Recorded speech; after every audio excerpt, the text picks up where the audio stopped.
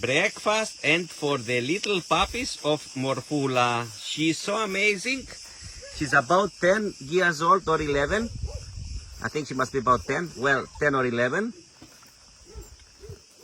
Of course, she will be neutered in the end of the month.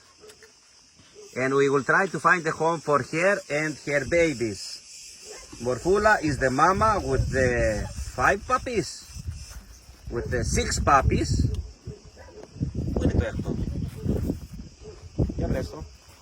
The one is always hiding. He's playing with us. We found her. We took her from a village.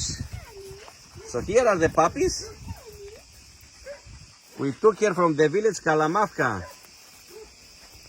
And she was so happy to go away from there, really. She never complained to go away from the shelter. But she is so happy to be here. I don't think she had a nice life up there. And there is the 6th one. Oh, it's the biggest one. Oh my God. If you want to adopt Morfoula or one of her babies, send us a message. She's a lovely mama. Look how happy she is for taking care of her babies. 6 puppies.